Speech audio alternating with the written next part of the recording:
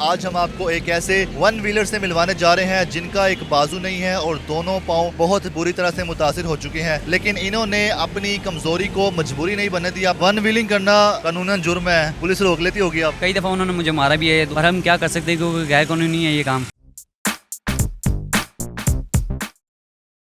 अस्सलाम वालेकुम, उर्दू पॉइंट में खुशामदीद। मैं हूँ आपका मेज़बान उस्मान बट। नाजरीन, आज हम आपको एक ऐसे वन व्हीलर से मिलवाने जा रहे हैं जिनका एक बाजू नहीं है और दोनों पाँव बहुत बुरी तरह से मुतासिर हो चुके हैं। कि साइकिल अगर आप देखें तो उन्होंने उस हाथ के मुताबिक यहाँ पर ब्रेक सेट कर दिया और दूसरी जानिब कुछ नहीं है। इनसे जानते हैं कि ये शौक की इंतहा कैसी थी कि इन्होंने ये भी नहीं सोचा कि इनसे अगर साइकिल गिर जाती है तो इनको उठाएगा कौन। मुझे 8 साल हो चुके हैं जब मुझे ये हादसा हुआ मेरे साथ, और उसकी वजह से मेरे हाथ का मसला बना और दोनों पाँव को भी। अब अल्लाह का शुक्र है, अब चल फिर सकता हूँ, जो वजनी वगैरह लोडिंग वगैरह का काम भी होता है वो भी कर सकता हूँ। हादसा क्या पेश आया था? मुझे करंट लग गया था, छत पे खड़ा हुआ था, तो ये बड़ी तारें थी, काफ़ी दिनों से ख़राब थी।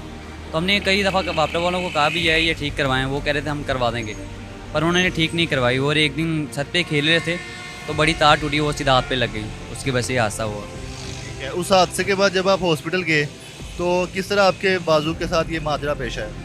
जी, उन्होंने कहा था कि आधा पहले काट देते हैं ताकि वो आधा जो बचेगा वो आस्ते आस्ते ठीक हो जाएगा, पर वो भी आधा बच नहीं सका क्योंकि आगे की जो नाड़ें वो सूखती गई, फिर उन्होंने वो भी काट दिया। उन्होंने कहा अब ठीक है, चलेगा। ठीक है, तो आपके जो पाँव हैं वो भी काफ़ी हद तक काट दिए गए हैं, तो चलने में कोई मुश्किल तो नहीं होती? नहीं, अभी नहीं होती, पहले होती, काफ़ी ज़्यादा होती थी, पर अब नहीं, अल्लाह का शुक्र है बेहतरीन है। साइकिल चलाने का शौक कब से आपको और ये वन व्हीलिंग का शौक कैसे आया?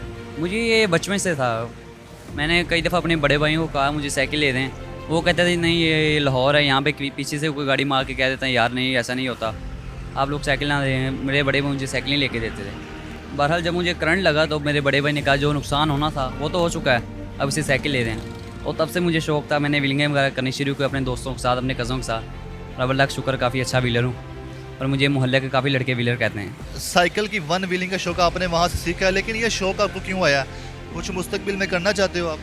जी हाँ, मेरे कुछ कज़न हैं वो साइकिल की व्हीलिंग वगैरह करते थे, तो मैं इनको कहता था कि मुझे भी व्हीलिंग सिखाओ। कहते नहीं तुम्हें नहीं सिखा सकते। तो उनको देख देख के मुझे व्हीलिंग का शौक आया, क्योंकि वो काफ़ी अच्छी करते थे माशाल्लाह, उनको देख देख के मुझे व्हीलिंग का शौक आया। ठीक है, वन व्हीलिंग करना कानूनन जुर्म है, पुलिस रोक लेती होगी आपको? जी हाँ, वो रोकती तो है। कई दफ़ा उन्होंने मुझे मारा भी है, 2 साइकिलें वैसे मेरी पकड़ी हुई हैं उन्होंने, पर हम क्या कर सकते हैं क्योंकि गैर कानूनी है ये काम। बहरहाल शौक है, क्या कर सकते हैं। इस हालत में भी मारा आपको पुलिस वालों ने? जी हाँ, कई दफ़ा मारा है। क्या कहते हैं, जुर्म जुर्म होता है? हाँ, जुर्म होता है। पहले तो एक तो जो माँ बहन की गालियाँ वो बहुत निकालते हैं। मारना तो वो बात ठीक है क्योंकि गलत हम कर रहे हैं, मारो उसकी कोई इशू नहीं है, जो गाली निकालते वो गलत है। आप इसके अलावा करते क्या हो, कोई काम करते हो अभी?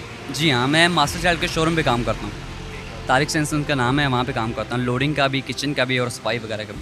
ठीक है, तो काम हो जाता है आपका इस तरह से? जी अल्हम्दुलिल्लाह बेहतरीन हो जाता है। पहले कुछ महीनों दिक्कत थी, अब नहीं। कितनी दूर ऑफिस और कैसे जाते हो? यहाँ से तकरीबन कोई 4 किलोमीटर दूर है। यहाँ से सुबह उठता हूँ तकरीबन 8 बजे, साइकिल पे बैठता हूँ सीधा शोरूम पे, तकरीबन 10 बज जाते हैं जाते जाते। मुझे 2 घंटे का रास्ता है। इतनी दूर साइकिल पे जाते हो, कोई आम नॉर्मल बंदा भी हो तो उसके लिए साइकिल पर इतनी दूर सफ़र करना इस लाहौर शहर की तेज़ रफ्तार ट्रैफिक में बहुत मुश्किल होता है। आप कैसे चले जाते हो? जी हाँ, वो जो अगर कोई डेली इंसान चलाता हो वो इतना सफ़र कर सकता है, अगर कोई नया इंसान हो आधे घंटे चलाने वाला वो तो नहीं कर सकता, मुश्किल है उसके लिए। तो बहुत से ऐसे लोग हैं जो डिसेबल हो चुके हैं आपकी तरह ही और आपसे ज़्यादा भी हो चुके होंगे, तो उनको कोई पैगाम देना चाहोगे कि क्या ज़िंदगी रुक जाती है जब आपके साथ कोई हादसा पेश आता है? जी हाँ, ज़िंदगी तो रुक जाती है, पर कोई इंसान अगर अपने आप को समझेगा ना कि यार मैं बहुत कुछ कर सकता हूँ, तो वो बहुत कुछ कर सकता है। अगर कोई सोच लेगा मेरा हाथ नहीं है तो मैं डिसेबल हो गया, मैं कुछ भी नहीं कर सकता, वो ऐसे रह जाते हैं पीछे। मैं उनके लिए ये कहना चाहता हूँ कि यार अगर तुम डिसेबल भी हो ना, पर नॉर्मल इंसान से अपने आप को कम मत समझो कि यार मैं बहुत कुछ कर सकता हूँ, अल्लाह ने मुझे नेमत दी, मेरे एक हाथ है, पाँव है, अपनी मेहनत कर सकता हूँ। आजकल मैंने काफ़ी सारे देखे हैं शहरों में खड़े होकर भीख मांगते हैं, जो डिसेबल भी हैं नॉर्मल भी हैं, पर ये गलत करते हैं। अगर आप डिसेबल हो, अगर आप शहरों में खड़े रहने का आपको शौक है तो आप किसी चीज़ में कोई चीज़ें वगैरह डाल के आप सेल कर सकते हो, कोई टॉयज़ वगैरह, कोई चॉकलेट, ऐसी हज़ारों चीज़ें होती हैं। ये ज़रूरी नहीं है कि किसी से भीख मांगना ज़रूरी है। नाज़रीन, कहते हैं शौक का कोई मोल नहीं होता, और मोहम्मद शहजाद एक ऐसी मिसाल है जिन्होंने अपने शौक की खातिर लफ्ज़ इम्पॉसिबल को आई एम पॉसिबल देखा और अपना शौक आज भी पूरा कर रहे हैं। अपने मेज़बान उस्मान बट को इजाज़त दीजिएगा। अल्लाह हाफिज़।